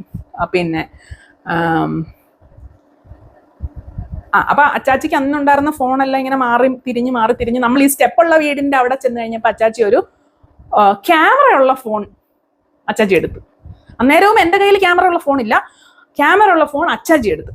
പിന്നെ നമ്മൾ തലങ്ങും വിലങ്ങും. അന്ന് നമുക്ക് ക്യാമറ അച്ചാച്ചി എനിക്ക് തോന്നുന്നു ഞാനൊക്കെ ഒരു 6ാം ക്ലാസ്സിൽ പഠിക്കുന്ന അച്ചാച്ചിയുടെ കയ്യിൽ മറ്റേ ഫിലിം ക്യാമറ ഉണ്ടായിരുന്നു. നമ്മൾ ഞെക്കി പിന്നെ ഫിലിം വന്ന് ആ ഫിലിം കൊണ്ടുപോയി ഡെവലപ്പ് ചെയ്ത് കുഞ്ഞി ആൽബത്തിലൊക്കെ ആക്കി എടുക്കുന്ന സംഭവം. അതിനുശേഷം അത് ക്യാമറ നശിച്ചു പോവുക, അതിന്റെ ബാറ്ററി പോവുക, എന്തോ ചെയ്തിട്ട് പിന്നെ നമ്മുടെ വീട്ടിലങ്ങനെ ക്യാമറയും കാര്യങ്ങളും ഒന്നും ഇല്ല. അപ്പൊ അതുകൊണ്ട് തന്നെ ഫോട്ടോസൊക്കെ വളരെ കുറവാണ്. ഇല്ല, ഉണ്ട്, ശരിയാണല്ലോ, ദീപുന്റെ ആദിറാനിക്കും ഒക്കെ ക്യാമറ ഉണ്ട്. പക്ഷെ അത് നമുക്ക് എപ്പോഴും എടുക്കാൻ പറ്റത്തില്ലല്ലോ, കാരണം എടുത്താൽ പോലും നമുക്ക് ഓൺ ദ സ്പോട്ട് കാണാനോ അല്ലെങ്കിൽ അത് ഡെവലപ്പ് ചെയ്ത് കിട്ടിയാലല്ലേ നമുക്കത് കാണത്തുള്ളൂ. യെസ് ഉണ്ടായിരുന്നു, ആ സമയത്ത് ഉണ്ടായിരുന്നു. പക്ഷെ ഇത് മൊബൈൽ ഫോണിലെ ക്യാമറ എന്ന് പറയുമ്പം സംഭവം അപ്പൊ എടുക്കുക, അപ്പൊ തന്നെ കാണുക, പിന്നെ അതെടുത്ത് നമുക്ക് ഇതുണ്ടല്ലോ, കമ്പ്യൂട്ടറിൽ ഇട്ട് വലുതായിട്ട് കാണുക. എന്തായിരുന്നു. പിന്നെ മറ്റേ .3GP അല്ലെ, മറ്റേ ഒരു നമ്മൾ ഫോണിൽ വീഡിയോ എടുത്തു കഴിഞ്ഞാൽ പിന്നെ അതിന്റെ ഒരു എക്സ്റ്റൻഷൻ ഉണ്ടല്ലോ, 3GP അങ്ങനെ എന്തൊരു സാധനം എക്സ്റ്റൻഷൻ, അതല്ലേ MOV ഉണ്ട്, പിന്നെ വേറൊരു എക്സ്റ്റൻഷൻ ഉണ്ട്, അതാണ് ഈ ഫോണിനുണ്ടായിരുന്നത്. പിന്നെ അത് നമ്മൾ ഓപ്പൺ ചെയ്ത് കാണാനായിട്ട് VLLO എന്ന് പറയുന്ന ആപ്പ് ഇൻസ്റ്റാൾ ചെയ്യുന്നു. വിൻഡോസ് മീഡിയ പ്ലെയറിൽ ചിലതൊന്നും വർക്ക് ചെയ്യില്ല, അപ്പൊ അതിന്റെ കോഡക്കില്ല, അങ്ങനെ ഭയങ്കര. പിന്നെ നമ്മൾ ടെക്നിക്കലി ഭയങ്കര പുലികളായിരുന്നുകൊണ്ട് ഞങ്ങൾ എങ്ങനെയെങ്കിലും ഒക്കെ തപ്പി കണ്ടുപിടിച്ച സാധനങ്ങളൊക്കെ റെഡിയാക്കുന്നു. പിന്നെ ഞാനും ദീപ്തിയും കൂടെ ഒരുങ്ങുന്നു, എല്ലാ ഞായറാഴ്ചയും പള്ളിയിൽ പോയിട്ട് വന്നിട്ട് ഫോട്ടോഷൂട്ടാണ്. അവിടെ നിൽക്കുന്നു, ഇവിടെ നിൽക്കുന്നു. അന്നാണെങ്കിൽ ഞാൻ പറഞ്ഞ ഈ മലമുകളിൽ അല്ലെങ്കിൽ സ്റ്റെപ്പ് കയറിയിട്ടുള്ള വീട്ടില് മൊത്തം പച്ചപ്പും ഹരിതാവയാണ്, ഏത് സൈഡിൽ നോക്കിക്കഴിഞ്ഞാലും പച്ചപ്പാണ്. പിന്നെ ഒരു വലിയ കരിവേപ്പ് ഉണ്ടായിരുന്നു അവിടെ, പിന്നെ ഒരു ചെറിയ ഇങ്ങനെ ഒരു മാവ് പോലെ ഉള്ളൊരു സ്ഥലം, അതിന്റെ അവിടെ കുറച്ച് ഇരിക്കാനൊക്കെ സ്പേസ്. എന്ത് രസമായിരുന്നു ആ സ്ഥലം എന്നറിയാം. അവിടെ വെച്ചാണ് യെസ് പറഞ്ഞ് നമ്മുടെ കല്യാണം ഉറപ്പിക്കുന്നത്. കല്യാണം ഉറപ്പിച്ച് നമ്മളവിടെ കുറച്ച് നാളെ ഉണ്ടായിരുന്നുള്ളൂ കേട്ടോ. കല്യാണം ഉറപ്പിക്കുന്നു. ആ വീട്ടിൽ വെച്ചിട്ടാണ് ഞാനും ദീപ്തി ഒരു റൂമിലാണ് കിടക്കുന്നത്. അപ്പൊ അമ്മച്ചിയും അച്ചാച്ചിയും ഒക്കെ കുറച്ച് അകത്തോട്ട് ഒരു റൂമിലാണ്, ദീപും ഒക്കെ ആയിട്ട് അകത്തോട്ടാണ്. പിന്നെ അവിടെ ഒരു അടുക്കള ഉണ്ടായിരുന്നു. അപ്പൊ എൻ്റെ കല്യാണം ഏതാണ്ട് നമ്മൾ ഫിക്സ് ആക്കി. കല്യാണത്തിന് ഇവരെല്ലാം പോകുന്നു, ഞാൻ വീട്ടിലാന്ന് തോന്നുന്നു. ദീപ്തി പോയോ എനിക്കറിയത്തില്ല. അപ്പൊ ഞാൻ വീട്ടിലൊറ്റയ്ക്കാണ്. അന്നേരം ഞാൻ ബിജുവിനെ ഫോൺ വിളിച്ച് എന്തായി ഓരോ മറ്റേ ലൈവായിട്ടുള്ള കാര്യങ്ങളൊക്കെ എന്തായി, അവർക്ക് ഇഷ്ടപ്പെട്ടോ, അവർ വീട് അതൊക്കെയോ ഇങ്ങനെ ആക്കിയോ അങ്ങനെയുള്ള കാര്യങ്ങളൊക്കെ ഞാൻ വിളിച്ചു ചോദിക്കുന്നൊക്കെ എനിക്ക് ഓർമ്മയുണ്ട്. പിന്നെ കല്യാണം ഫിക്സ് ആയതിനു ശേഷം പിന്നെ പാചകം പഠിക്കണമല്ലോ. അതുവരെ മറ്റേ ഒരു മാങ്ങത്തൊലി അറിയാത്ത ഞാൻ പാചകം പഠിക്കുന്നു. ആദ്യം പഠിച്ചത് തീയലാണ്, പാവയ്ക്ക തീയൽ. കാരണം എനിക്ക് പാവയ്ക്ക തീയൽ ഭയങ്കര ഇഷ്ടമായിരുന്നു, അതുകൊണ്ട് ഞാൻ പാവയ്ക്ക തീയലാണ് ആദ്യം ഞാൻ പഠിച്ച സാധനം. ഇങ്ങനെ തേങ്ങ വറുത്തപ്പോൾ കുറച്ചൊന്ന് കരിഞ്ഞു പോയി, അതായിരുന്നു ഫസ്റ്റ് എക്സ്പീരിയൻസ്. അതിനുശേഷം ഞാൻ പിന്നെ ഒരു ഡയറി എടുക്കുന്നു. ആ ഡയറിയിൽ അമ്മച്ചിയുടെ റെസിപ്പീസ് മൊത്തം എഴുതി വെച്ചിട്ടുണ്ട്. ആ ഡയറി ഇപ്പോഴും എൻ്റെ കയ്യിൽ ഇരിപ്പുണ്ട്. അത് നോക്കിയിട്ടാണ് എല്ലാ ഓണത്തിനും ഞാൻ മറ്റേ ഓണത്തിന് വേണ്ടിയിട്ടുള്ള രസം, ഓലൻ, കാളൻ അതുപോലത്തെ സാധനങ്ങളൊക്കെ ഉണ്ടാക്കാനുള്ളതൊക്കെ എഴുതി വെച്ചേക്കുന്നത്. നമുക്കിപ്പം യൂട്യൂബ് നോക്കിയാൽ കിട്ടും, എങ്കിലും വളരെ ഈസി ആയിട്ട് എഴുതി വെച്ചിട്ടുണ്ടല്ലോ. വർഷങ്ങളായിട്ട് എഴുതുന്നു. ഇഞ്ചിക്കറി, പച്ചടി, അതൊക്കെ എഴുതി വെച്ചിട്ടുണ്ട്. പിന്നെ എൻ്റെതായ വനിതയിൽ നിന്ന് കണ്ടുപിടിക്കുന്ന റെസിപ്പീസ്, റവ ലഡ്ഡു, അല്ലാണ്ടുള്ള ലഡ്ഡു, ബോളി, പിന്നെ കേക്ക്, അങ്ങനത്തെ സാധനങ്ങളൊക്കെ എഴുതി വെച്ചിട്ടുണ്ട്. ഇപ്പൊ ബിജു ഇടയ്ക്കിടയ്ക്ക് പറയും, ഇവിടെ ഒരു പഴകിയ ഒരു ഡയറി ഈ വഴി ആ വഴിയൊക്കെ ഓടുന്ന കാണാം. ഞാൻ ഈ കഴിഞ്ഞ ദിവസം ഇവിടെ ഡീക്ലട്ടർ ചെയ്തോണ്ടിരുന്നപ്പോ ബിജു പറയാം, ഇവിടെ ഒരു പഴകിയ ലൈബ്രറി, പഴകിയ ഒരു ഡയറി ഇവിടെ ഇങ്ങനെ പോകുന്നതാണ്, ഇടയ്ക്കിടയ്ക്ക് അവിടെ ഇരിക്കുന്നതാണ്, ഇടയ്ക്കിടയ്ക്ക് ഇവിടെ ഇരിക്കുക, അതൊക്കെ എടുത്ത് കളാക്കി. ഞാൻ പറഞ്ഞു അത് കളയാൻ പറ്റൂല, അത് മറ്റേ ലെഗസിയാണ് സാധനം, മനസ്സിലായില്ലേ? അപ്പം പാചകം പഠിക്കുന്നു. പിന്നെ അധികം ഒന്നും ഇല്ല. നമ്മളെ കല്യാണം ഫിക്സ് ചെയ്യുന്നു. അപ്പൊ ഞാൻ ഓഫീസിൽ നിന്ന് തിരിച്ചു വരുമ്പോ അന്ന് ഓഫീസിൽ ഫുഡുണ്ട്, മനസ്സിലായോ? നമ്മൾ വേറൊരു വീട്ടിലേക്ക് മാറി നമ്മുടെ ഓഫീസ്, ഒരു 2 നില കെട്ടിടം. അപ്പൊ അന്ന് ഓഫീസിൽ എല്ലാവർക്കും ഫുഡും ഉണ്ട്. അപ്പൊ ഞാൻ രാവിലെ ഫുഡുണ്ട്, ഉച്ചയ്ക്ക് ഫുഡുണ്ട്, വൈകിട്ടും ഫുഡുണ്ട്. ഞാൻ രാവിലെ ഇവിടെ നിന്ന് വീട്ടിൽ നിന്ന് കഴിച്ചിട്ട് പോകും, ഉച്ചയ്ക്ക് അവിടെ നിന്നാണ് ഫുഡ്. അതും ശനിയാഴ്ചകളിൽ നമുക്ക് ചിക്കൻ ഉണ്ട്, ബിരിയാണി ഉണ്ട്. അപ്പൊ ശനിയാഴ്ച നമുക്ക് ഹാഫ് ഡേ ആണെങ്കിൽ പോലും ഈ ചിക്കനും ബിരിയാണിയും ഒക്കെ കഴിക്കാതെ നമ്മൾ ചിക്കനാന്ന് തോന്നുന്നു, ബിരിയാണി അല്ല. ബിരിയാണി ചിലപ്പോൾ ഉണ്ടാക്കും, പക്ഷെ ചിക്കൻ ഞായറാഴ്ച ഉള്ളതാണ്. പിന്നെ വൈകിട്ട് എന്നാണെന്നറിയോ, ചപ്പാത്തി മുട്ടക്കറി. അപ്പൊ ഞാനൊരു 7:30 മണിവരെയൊക്കെയാണ് ഇരിക്കുന്നതെങ്കിൽ ഞാൻ കുറച്ചും കൂടെ ഒക്കെ എക്സ്റ്റെൻഡ് ചെയ്തിരുന്നു ഈ ചപ്പാത്തി മുട്ടക്കറിയൊക്കെ കഴിച്ചിട്ട്. അത് ശരിക്കും അവിടെ ഹോസ്റ്റലിൽ നിൽക്കുന്നവർക്കാണ് ആ ഫുഡ്. പക്ഷെ നമ്മൾ വിട്ട് കളയോ, നമ്മൾ വൈകിട്ട് ആ ചപ്പാത്തി മുട്ടക്കറിയും കഴിച്ചിട്ടേ ഞാൻ വീട്ടിൽ പോകത്തുള്ളായിരുന്നു. അപ്പൊ അങ്ങനെ കുറച്ച് ലേറ്റ് ആയിട്ടൊക്കെ വീട്ടിൽ പോകുന്ന സമയം, അതായത് ആ സമയത്ത് ബിജുവും ഞാനും എന്താണ് നമ്മുടെ നിശ്ചയമൊക്കെ ആയതിനു ശേഷം, അതുവരെ ഓഫീസിലൊന്നും ആർക്കും ഒന്നും അറിയത്തില്ലായിരുന്നു. അപ്പൊ വൺസ് നിശ്ചയമൊക്കെ കഴിഞ്ഞതിന് ശേഷം ബിജു എന്നെ അക്കമ്പനി ചെയ്ത് വീട് വരെ വരികയൊക്കെ ചെയ്യും. എന്നിട്ട് താഴെ നിന്നിട്ട് ഞാൻ ഗേറ്റ് കയറുന്നവരെ ഇങ്ങനെ നോക്കി നിന്നിട്ട് പോകുന്നുണ്ടോ, കയറിയോ, വലിയൊരു എന്തോ എന്നെ ആരോടെ പിടിച്ചോണ്ട് പോകുന്ന കണക്കാണ്. പിന്നെ ഇപ്പൊ ഞാൻ എവിടെ പോയാലും ആരും എന്നെ അന്വേഷിക്കാനില്ല എന്നുള്ളതാണ് വാസ്തവം. അന്നത്തെ ആ കെയറിങ് ആ ഏട്ടായിനെ പിന്നെ കണ്ടിട്ടില്ല. അതൊക്കെ ഓർക്കണമല്ലോ, അതൊക്കെ ആ വീടിന്റെയാണ് എനിക്ക്. കാരണം നമ്മളിങ്ങനെ സ്റ്റെപ്പ് കയറി താഴെയാണ് നമ്മുടെ കാർ ഷെഡിലാണ് നമ്മൾ വണ്ടി വെക്കാൻ പറ്റുന്നത്. അപ്പൊ ഇതൊരു വലിയ ഒരു പടപണ്ടാരം പോലത്തെ ഒരു ഇതാണ്, വാതിലാണ് അതിന്റെ. അതിൽ കയറ്റി വെച്ച് പൂട്ടിയിട്ട് ഞാനിങ്ങനെ നടന്ന് മുകളിലോട്ട് കയറുമ്പം ചിലപ്പോൾ ഓഫീസിൽ ഇരുന്നിട്ട് ബിജു ഇങ്ങനെ ഫോൺ വിളിച്ചോണ്ടായിരിക്കും, നമ്മൾ ബൈക്ക് വയ്ക്കുന്നു, ഫോൺ വിളിച്ചോണ്ടായിരിക്കും നമ്മൾ പിന്നെ മേളിൽ കയറി സ്റ്റെപ്പ് എത്തുന്നവരെ ബിജു വിളിച്ചോണ്ടിരിക്കുമായിരിക്കും. അപ്പോൾ ഇങ്ങനെ മേളിൽ കയറി സ്റ്റെപ്പ് എത്തി വാതിൽ തുറന്ന് അകത്ത് കയറുന്നവരെ ബിജു പറയും, എത്തിയോ, സേഫ് ആണോ, മനസ്സിലായില്ലേ? അതുവരെ ഞാൻ ഒറ്റയ്ക്കാണല്ലോ പോയിക്കൊണ്ടിരുന്നത്, സേഫ് ആണോ, ഭയങ്കര വിളിയൊക്കെ ആയിരുന്നു. അപ്പം അതെനിക്ക് ഓർമ്മയുള്ളൊരു കാര്യമാണ്, അത് പറയാതിരിക്കാൻ പറ്റത്തില്ല. അപ്പം അത്രയൊക്കെയുള്ളൂ ഈ വീട്. അതിനുശേഷം ഞങ്ങൾ വേറൊരു വലിയ വീട്ടിലേക്ക് മാറി. അത് ഞങ്ങളുടെ കല്യാണം പ്രമാണിച്ചാണ്. കാരണം അല്ലെങ്കിൽ ഈ വീട് വാസ് ഓക്കെ ഫൈൻ, നല്ല വീടായിരുന്നു. പക്ഷെ ഈ വീട്ടിലേക്ക് ആൾക്കാർ വരണമെങ്കിൽ മറ്റേ ശബരിമല കയറുന്ന കണക്കാ. അമ്മച്ചിയാണെങ്കിൽ ഒരു പ്രാവശ്യം എനിക്ക് നിശ്ചയത്തിന്റെ സമയത്ത്, അതായത് ഇവര് നിശ്ചയിക്കാനായിട്ട് അങ്ങോട്ട് ചങ്ങനാശ്ശേരിയിലോട്ട് പോകുന്ന അന്നത്തെ ദിവസം മഴ ഉണ്ടായിരുന്നു. അമ്മച്ചി സ്റ്റെപ്പ് ഇറങ്ങി കാലങ്ങോട്ട് വെച്ചതും ഇങ്ങനെ മറ്റേ സമ്മർ സോൾട്ട് അടിച്ച് താഴെ വീണ്. ഞാൻ പറയുമ്പോൾ ചിരിയാണെങ്കിലും ഇങ്ങനെ കറങ്ങി പോയി തല നെറ്റി ഇവിടെ ഇപ്പോഴും അമ്മച്ചിക്ക് ആ പാട് അവിടെ കിടപ്പുണ്ട്. അപ്പൊ അമ്മച്ചി പറയും, നിന്റെ നിശ്ചയത്തിന് പോയ എന്റെ പാടാണ് ഈ കിടക്കുന്നത്. അപ്പം സമ്മർ സോൾട്ട് അടിച്ച് വീണ്, അതായത് ഞാൻ പറയാം, ഈ മറ്റേ വെട്ടുകല്ല് വെച്ചിട്ടുള്ള സ്റ്റെപ്സ് ആണ്. വെട്ടുകല്ലാണ് ആ ഏരിയ മൊത്തം. അപ്പം അങ്ങനെ വെട്ടി ഉണ്ടാക്കിയേക്കുന്ന ഒരു സ്റ്റെപ്പാണ്. തെന്നും, മനസ്സിലായില്ല, കുറേ പഴയതാ. അത് തെന്നി അടിച്ച് അമ്മച്ചി താഴെ വീണ്. എന്നിട്ട് പിന്നെ ജസ്റ്റ് ഒന്ന് എല്ലാം തുടച്ച് പിന്നെ പോകുന്ന വഴി ആശുപത്രിയിൽ അങ്ങോട്ട് പോയി ഇഞ്ചക്ഷനൊക്കെ എടുത്തിട്ടാണ് തോന്നി ഇവർ ചങ്ങനാശ്ശേരിക്ക് പോകുന്നത്. അതിരാവിലെ ഇവരെല്ലാവരും കൂടെ പോകാനായിട്ട് ഇറങ്ങിയതാണ്. അപ്പൊ ഈ ഒരു വീഴ്ച കാരണം അത് കുഴപ്പമില്ല, അത് പോകാന്ന് പറഞ്ഞാൽ അവരങ്ങ് പോയി. അതെനിക്ക് ഓർമ്മയുണ്ട്. അപ്പൊ അതൊക്കെ കാരണം എന്താണ്, നമുക്ക് ഈ വീട്ടിൽ വെച്ച് കല്യാണം നടത്താൻ പറ്റത്തില്ല എന്നതുകൊണ്ട് കല്യാണം നടത്താൻ പാകത്തിന് കുന്നുവഴി തന്നെ ആട്ടെ, ഇതെല്ലാം കുന്നുവഴിയിലാണേ, കല്യാണം നടത്താൻ പാകത്തിന് ഒരു വലിയ വീട്. അത് മാസം എനിക്ക് തോന്നുന്നു 9000 രൂപയായിരുന്നു വാടക. 2 നില വീട്, ഒരു ബംഗ്ലാവ്, മനസ്സിലായില്ലേ? ഫ്രണ്ടിൽ ഭയങ്കര, അതായത് ഇങ്ങനെ റൗണ്ട് പോലെ ഇരിക്കുന്ന ഒരു വട്ടത്തിലിരിക്കുന്ന ഒരു വീട്.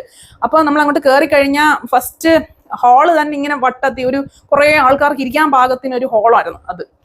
പിന്നെ അടുക്കളയൊക്കെ ഏതാണ്ട് ഒരു 2-3 ബെഡ്റൂം ചേരുന്ന വലിപ്പത്തിലുള്ള ഒരു അടുക്കള. ബെഡ്റൂം എന്നൊക്കെ പറഞ്ഞു കഴിഞ്ഞാൽ നമുക്ക് ഓടിക്കളിക്കാം. പിന്നെ മറ്റേ എന്തിനാ പറയുന്നത്, സ്വിമ്മിങ് പൂൾ അല്ലല്ലോ, ബാത്ത് ഒക്കെ ഉള്ളൊരു വലിയ യമണ്ടം വീട്. പക്ഷെ വീട് ഒത്തിരി പഴയ വീടാണ്, കാണാൻ ഭയങ്കര ലുക്കാണെന്നേ ഉള്ളൂ. പക്ഷെ എല്ലായിടും ഒന്ന് വൃത്തിയാക്കി വരാൻ മനുഷ്യൻ്റെ ഊപ്പാട് വരും. അതിന്റെ കഥയൊക്കെ ഞാൻ അടുത്ത പ്രാവശ്യം പറയാം. അപ്പൊ ഞങ്ങൾ എല്ലാവരും കൂടെ അടുത്ത കെട്ടിപ്പറക്കൽ, അവിടുന്ന് എല്ലാം സാധനവും പൊക്കി പിടിച്ച് നമ്മൾ അടുത്തൊരു വീട്ടിലേക്ക് വരാം. അതൊരു റോഡ് സൈഡിലെ വീടാണ്.